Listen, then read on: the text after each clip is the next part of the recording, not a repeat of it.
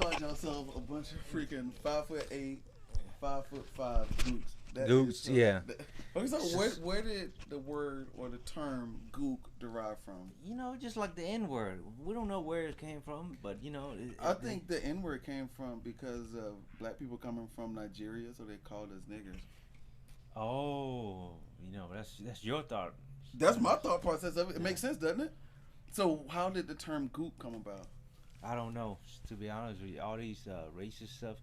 Hmm? You think about it. You think about it. You know, when we came here, we was like, you know, nice. Hey, hi, how are you? You know, we can't barely speak English. We were picked on, Hmm? and but the thing is, they forgot that you know our culture is like we was from the war. We don't take you know, enough is enough, right? Hmm? So if we came from a war where we you know technology couldn't even keep us down, you know, right? Yeah, They had but to stop the war because it was too much, right?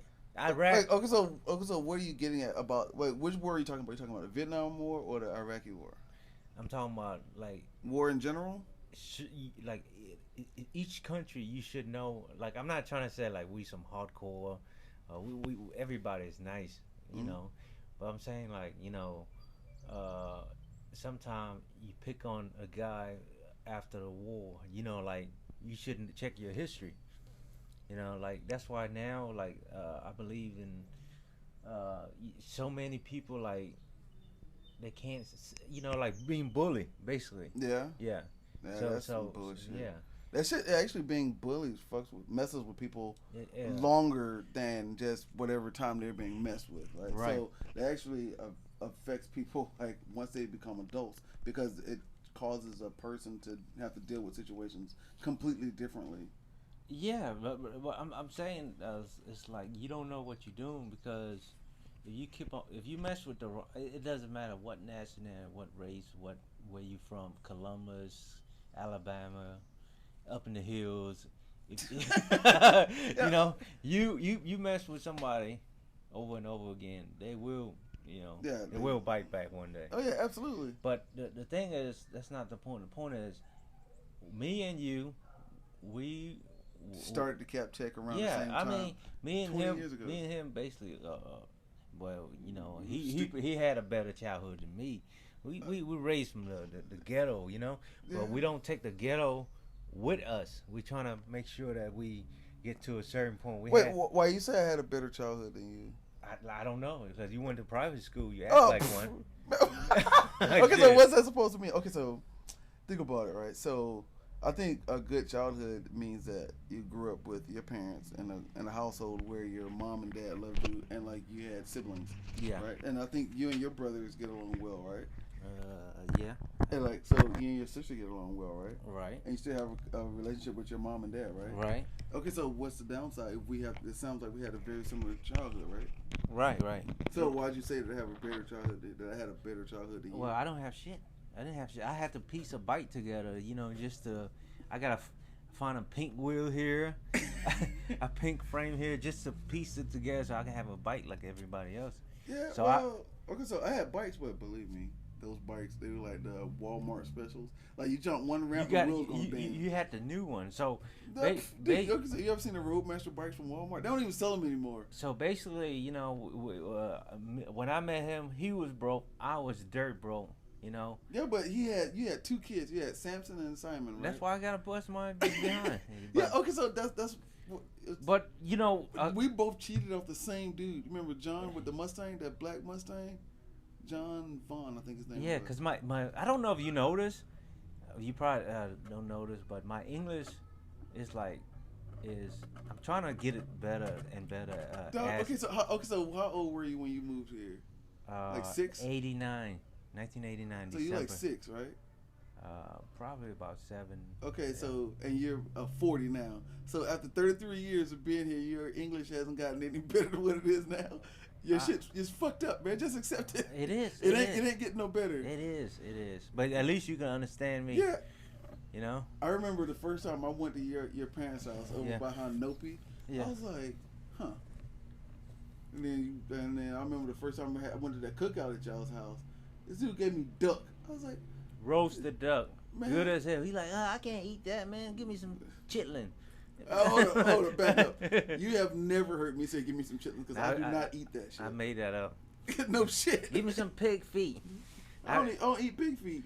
No, you know, the thing is, I went to Piggly Wiggly a couple times, and I saw them guys. They roll like a bunch of them in pig feet, or feet. You know, and that foot or whatever. Foot or feet? Which one is it? You don't say feet because feet is already plural. So if you put an S on it, it just sounds retarded. Okay. Like feet. Okay. See, I'm learning. Man.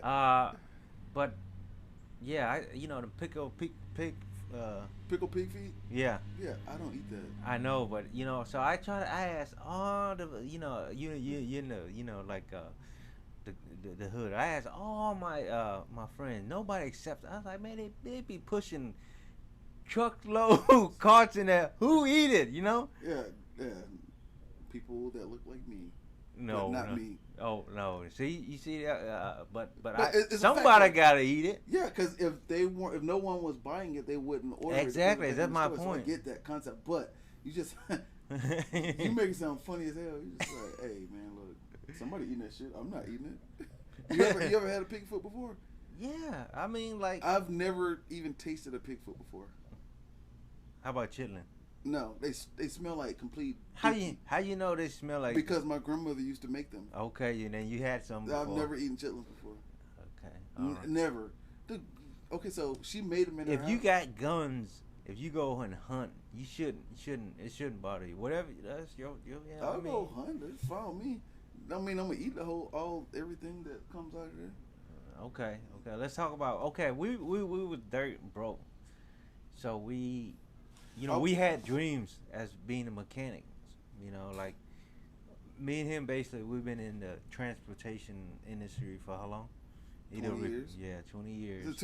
So I graduated high school in 2001. I started going to the Cap Tech in 2001, like September or October, somewhere in 2001, the fall semester. Right. And that's when you started too, right? Right. And you had that white Civic, the 4-door Civic. It was like painted white with the Bondo. And then it got into orange.